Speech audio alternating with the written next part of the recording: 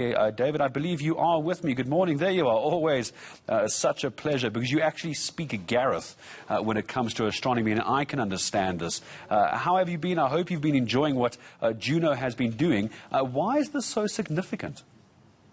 Well, first of all, a very good morning, Gareth. And the name Juno is, of course, very interesting because, you know, going back to Greek and Roman mythology, Jupiter, being one of the mythological gods, had a wife called Juno, a goddess. And Jupiter was believed to be a rather naughty boy and did a lot of mischievous things underneath the clouds. And his wife, the goddess Juno, lifted up the clouds to see what Jupiter was doing. And this is what Juno is doing, is it's flying past the largest moon in our solar system, known as Ganymede, and it's busy doing the most remarkable experiments of probing the composition of this icy moon. Ganymede is believed to contain a lot of water ices, and it's going to be extraordinary later this week to start receiving images from the flyby.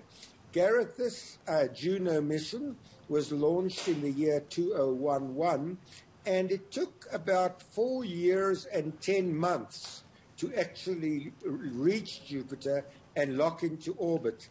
David, that's where I'd like to actually come in. David, that's actually where I wanted to come in. I was hoping you were going to give how long this journey has taken, because I imagine if they're looking at Ganymede as far as trying to find, as you say, water and what the environment and the climate is made up of, is there talk of human life in thousands of years to come going as far as Jupiter? Is that the end game here? Because it's a very long way to travel. It's very interesting. I think that, you know, Elon Musk's dream and other entrepreneurs' dreams is to try and hop to Mars, which is extremely inhospitable in its own right. But space missions to Jupiter in terms of human arrival there would not be possible. And the reason for that, Gareth, is one needs the right sort of atmosphere. You need the right sort of temperatures. Jupiter is not a solid world like Mars or like the Earth. Jupiter's made up of gas. There are huge amounts of gas in Jupiter. It's a gassy planet. And you've got the Great Red Spot. You've got lightning on Jupiter. You have the aurora on Jupiter. So it's a very gassy world. So there's not really any solid surface you can actually land on and live on. So why would we be there, David? In the last minute I have with you, and if we look at this, you've got, as far as the solar system is concerned, if I remember correctly, you've got Earth, then Mars, then Jupiter. So if we don't want to live there, we can't live there. It's too far, it's too gaseous for humans to live there, no solid surface. Why are we looking at Jupiter?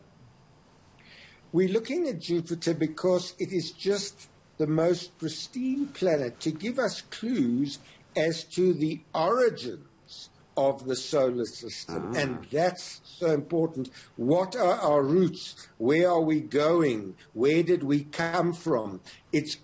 Jupiter holds key secrets in that regard as to the primordial formation, Gareth, of our solar system.